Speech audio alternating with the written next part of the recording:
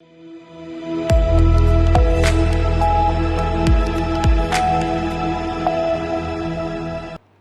स्वागत है आपका। आप देख रहे हैं सी न्यूज़ भारत। मैं हूं आपके साथ इशिता। वक्त हो गया मध्य प्रदेश बुलेटिन का। इस बुलेटिन में हम बात करेंगे मध्य प्रदेश के सागर जिले की, जहां ग्राम गिरवर में आज फिर महिलाओं ने अवैध शराब बिक्री को लेकर मोर्चा निकाला। साथ ही बात होगी आगर मालवा की, जहां नारायणी सेना द्वारा यादव समाज के कथावाचक के साथ हुई बर्बरता के विरोध में बाइक रैली निकाली गई। ऐसी तमाम खबरों पर करेंगे विस्तार से चर्चा।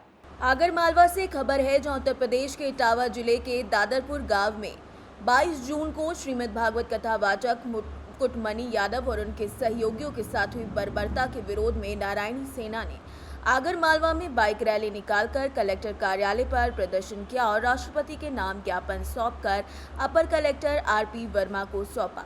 ज्ञापन में बताया गया कि पीड़ितों के साथ मारपीट कर जबरन चोटी काटी गई, सर मुंडवाया गया और जातिगत अपमान किया गया, जिसका वीडियो सोशल मीडिया पर वायरल हो रहा है। साथ ही कथा आयोजित करने वाले परिवार की महिला द्वारा यादव समाज की महिलाओं पर आपत्तिजनक टिप्पणी की गई।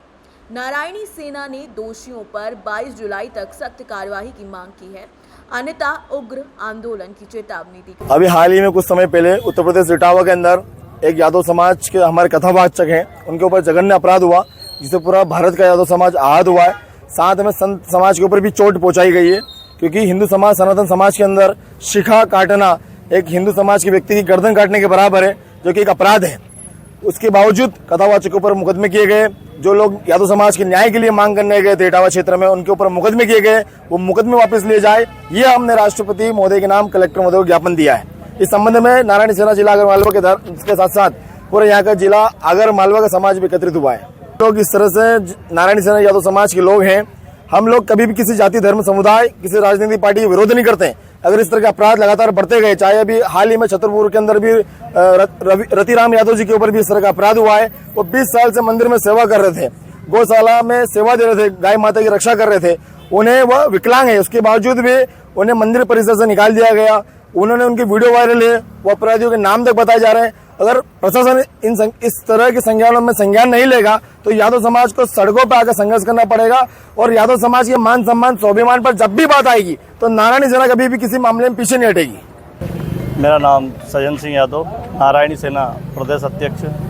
आज नारायणी सेना आगर मालवा जिला यादव समाज एकत्रित हुआ है, जो कि एक हाल ही में इटावा में 21 जून को जो घटना घटी थी, उसके संदर्भ में आज यादव समाज आगर मालवा जिला एकत्रित हुआ है और वो घटना बड़ी निंदनीय है। मैं आज हमारे यादव समाज का जो अपमान हुआ है, उसके विरोध में हमने जिला कलेक्टर महोदय को ज्ञापन दिया है राष्ट्रपति महोदय के नाम पे, कि वो यादव समाज को वापस अपना मान सम्मान, स्वाभिमान दिलाए।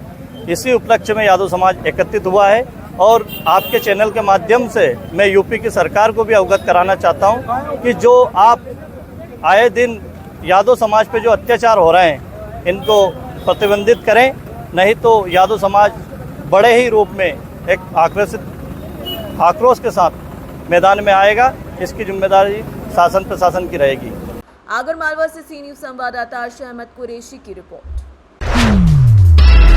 खबर सागर से है, जो मध्य प्रदेश के सागर जिले के बहरिया थाना क्षेत्र के ग्राम सिद्धगुबा के पास फर्नीचर क्लस्टर निर्माण के लिए आवंटित 83 एकड़ भूमि पर बने ढाबे, 8 से 10 छोटी छोटी दुकानें आज प्रशासन के द्वारा हटाई गई। मौके पर एसपी सहित भारी मात्रा में पुलिस बल तैनात रहा। सागर कलेक्टर, एसडीएम और तहसीलदार भी मौके पर उपस्थित रहे। सागर तहसीलदार हरीश लालवानी के द्वारा मिली जानकारी के मुताबिक बताया जा रहा है कि ढाबा और दुकानें हटवाने के लिए नोटिस भी जारी करवाए गए, लेकिन फिर भी उन्होंने ढाबे और दुकानें खोलना बंद नहीं किया। फर्नीचर क्लस्टर निर्माण का कार्य आरंभ हो चुका है और जरूरत पड़ने पर आगे भी अतिक्रमण हटाया जाएगा। क्या मामला है सर? यहाँ पर सिद्धगुबा में फर्नीचर क्लस्टर हेतु भूमि आवंटित की गई है, जिसका कि अभी निर्माण कार्य चल रहा है।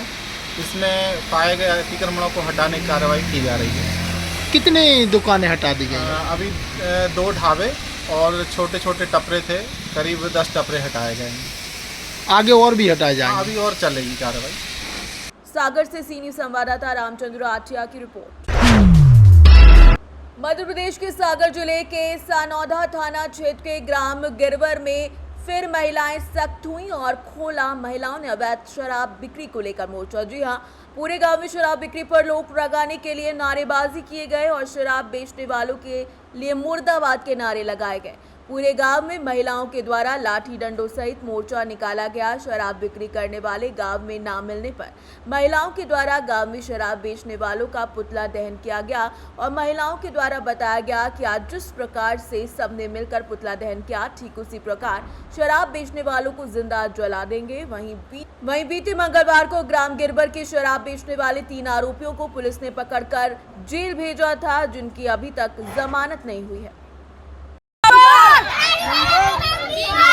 आज आप लोगों ने किस मामले को लेकर पुतला दहन किया है?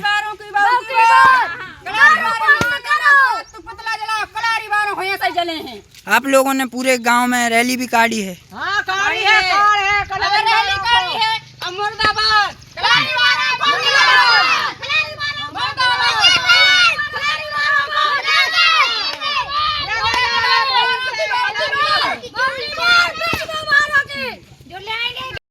सागर से सी न्यूज़ संवाददाता रामचंद्र आटिया की रिपोर्ट।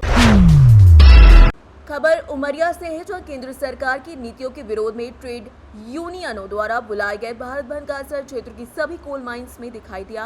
कर्मचारियों ने चपहा कॉलोनी में पिपरिया कॉलोनी गेट पर नारेबाजी करते हुए 1 दिन का धरना प्रदर्शन किया। केंद्र सरकार पर मजदूर विरोधी, किसान विरोधी और कॉरपोरेट समर्थक नीतियों का आरोप लगाते हुए विरोध जताया गया। इस हड़ताल का आह्वान केंद्रीय ट्रेड यूनियन ने साझा किया। बता दें कि किसान संगठन और ग्रामीण मजदूर यूनियन भी देशव्यापी बंद का समर्थन कर रही है। इंटक का केंद्रीय उपाध्यक्ष, आज भारत बंद का आह्वान किया गया। भारत बंद का जो आह्वान था वो 4 जो लेबर कोड, काले कानून मोदी सरकार ने बनाया उसके विरोध में था। आज जो कोयला खदानें निरंतर समाप्त हो रही हैं, हमारी जैसे उमरिया कोयला खदान है, इसको ही बंद करने की योजना है, इन सब के विरोध में आज हम राष्ट्रव्यापी हड़ताल में शामिल रहे और मोदी सरकार को आगाह कर रहे हैं कि ये जो 4 काले कानून आपने मजदूर संहिता के नाम पर बनाया है उनको वापस लो। अगर वापस नहीं लोगे तो आने वाले दिनों में ये कोल इंडिया जो महारत्न कंपनी है, ये महारत्न कंपनी अनिश्चितकालीन हड़ताल में जाएगी और जिससे आप ही नहीं ये पूरा भारत देश की जो ऊर्जा शक्ति है उस पर प्रभाव पड़ेगा। आप अडानी और अंबानी के लिए जो कानून बनाए हो उनको तुरंत वापस लो, ये हमारी मांग है। आज हाई पावर कमेटी की रिपोर्ट के अनुसार ठेका श्रमिकों को मजदूरी मिलना चाहिए। उस मजदूरी को प्रबंधन मिलकर और खा रहा है, उसके विरोध में आज ये स्ट्राइक है। आज जो यहाँ का प्रबंधन दिन रात भ्रष्टाचार में लिप्त है उसके विरोध में ये स्ट्राइक है। आज हम सभी मुद्दों को लेकर जो स्ट्राइक किए हैं उसमें हमारा भरपूर समर्थन हमारे श्रमिक साथियों ने दिया है। इसके लिए सभी को साधुवाद। का धरना प्रदर्शन रहा है, क्या मांगे थी आप लोगों की? आज हमारी ये राष्ट्रव्यापी हड़ताल रही। चारों हमारी श्रम संघ HMS, C2, हेटर और इंटक के तत्वाधान में पूरा भारत बंद जो बुलाया गया था, जो हमारा ये आज भारत बंद और हड़ताल सफल रहा, पूर्ण रूप से सफल रहा। जोहिला एरिया में जितने भी खदानें हैं सब बंद रहीं, कोई भी श्रमिक खदान के अंदर नहीं गया, कोई भी अपनी ड्यूटी में नहीं गया। हम ये बता देना चाहते हैं, मोदी सरकार जो लगातार जब से मोदी सरकार सत्ता में आई है मजदूरों के ऊपर अत्याचार कर रही है। हमारे जो श्रम कानून उन्होंने बदल दिया और श्रम कानून बदलने जो हमारे 44 श्रम कानून के बदलकर उन्होंने 4 श्रम संहिता बना दिया। उन 4 श्रम संहिता में मजदूरों का बोनस बंद हो जाएगा। मजदूरों को कभी भी प्रबंधन प्रताड़ित कर ड्यूटी से बैठा सकता है, डिसमिस कर सकता है। मजदूरों से आल मैन आल जॉब सभी काम लिए जाएंगे और 12 घंटे काम दिया जाएगा। इसके विरोध में हमारा ये हड़ताल आज तक सफल रहा। और वहीं ट्रेड यूनियन तो जो ट्रेड यूनियनें हैं उनको भी बर्बाद करने का मोदी सरकार ने मंसूबा बनाया है। ट्रेड यूनियन यदि हड़ताल में जाती है तो अभी 15 दिन पहले हमको हड़ताल में जाने के लिए नोटिस देना होता था प्रबंधन को। अब हम मोदी सरकार ने नया कानून बनाया, उसमें 60 दिन पहले हड़ताल की नोटिस देना पड़ेगा और प्रबंधन से अनुमति लेना पड़ेगा। उसके साथ भी यदि हड़ताल हमारी अवैध रही तो यूनियन का जो नेता हो रहा, यूनियन के जो पदाधिकारी हो रहे, वो नोटिस दे रहा, उसको 6 महीने की जेल हो जाएगी। उसके साथ यूनियन ऑफिस को सील कर दिया जाएगा और इस तरह से यूनियन को बर्बाद करने के लिए जो मंसूबा बनाया है, हमारी सभी यूनियनें जो है ट्रेड यूनियन साथ में है और मोदी सरकार पूंजीपतियों की इशारे पे नाच रहे हैं। तो मैं बोलना चाहता हूँ कि पीएम से पेटीएम हो जाए अडानी तेरे प्यार में, पीएम से पेटीएम हो जाए अडानी तेरे प्यार में, चौकीदार से चोर हो गया अडानी तेरे प्यार में। उमरिया से सी न्यूज़ संवाददाता नीरज यादव की रिपोर्ट। उज्जैन के घोसला माहितपुर से खबर है, जहां घोसला से 2 किलोमीटर दूर मंगलवार रात अज्ञात वाहन की टक्कर से एक गर्भवती गाय की मौत हो गई। सूचना मिलने के बावजूद पुलिस और टोल कर्मी बुधवार शाम तक नहीं पहुंचे, जिससे मृत गाय सड़क किनारे पड़ी रही और कुत्ते नोचते रहे। प्रशासन की लापरवाही से आक्रोशित पशुपति गौ सेवा संस्थान के कार्यकर्ताओं ने उज्जैन आगर नेशनल हाईवे पर शराब रखकर 2 घंटे तक जाम किया। बिट प्रभारी सेवाराम डोडियार के आश्वासन के बाद अंतिम संस्कार कराया गया और जाम हटाया गया। संस्था के दीपराज सिंह ने कहा कि गाय माता के साथ ऐसा व्यवहार शर्मनाक है और प्रशासन मवेशियों की सुरक्षा को लेकर गंभीर नहीं है। संस्था ने गौशाला और घायल मवेशियों के इलाज की समुचित व्यवस्था की मांग की है। कल रात्रि को पशुपति गौ सेवा संस्था को ये खबर मिलती है कि एक गोवंश का एक्सीडेंट हुआ है। हम लोग 40 किलोमीटर दूर से यहाँ आए, लेकिन दुर्भाग्य था कि हम उस गोवंश को बचा नहीं पाए, तब तक उसकी मृत्यु हो गई थी। उसके बाद हमने यहाँ प्रशासन को कंप्लेंट की, प्रशासन यहाँ आया भी और रात को मतलब सुबह 5 बजे तक हम लोग यहीं थे। हमने 5 बजे तक प्रशासन ने फिर हमें ये आश्वासन दिया कि सुबह तक इसका हम अंतिम संस्कार कर देंगे, अभी हमारे पास कोई ड्राइवर अवेलेबल नहीं है। फिर इसके बाद हम इसकी कंप्लेंट टोल टैक्स पर भी की हमने, लेकिन उसका कोई निराकरण नहीं रहा। फिर 2 बजे वापस से हमारे पास यह कॉल आता है कि ये गोवंश अभी भी यहीं पड़ा है। 24 घंटे बाद हम आए, हमने रोड जाम किया, उसके बाद तब प्रशासन की नींद खुली और फिर प्रशासन ने इसका अंतिम संस्कार करवाया। लेकिन हमारा यही कहना है कि किसी भी गोवंश के साथ ऐसा हो तो गौ माता को हम ये मानते हैं कि 33 कोटि देवी देवता उसमें वास करते हैं और वही गौ माता इतने समय तक सड़कों पर पड़ी रहे, ये हिंदुत्व वाला काम नहीं है। क्या हम हिंदू नहीं है?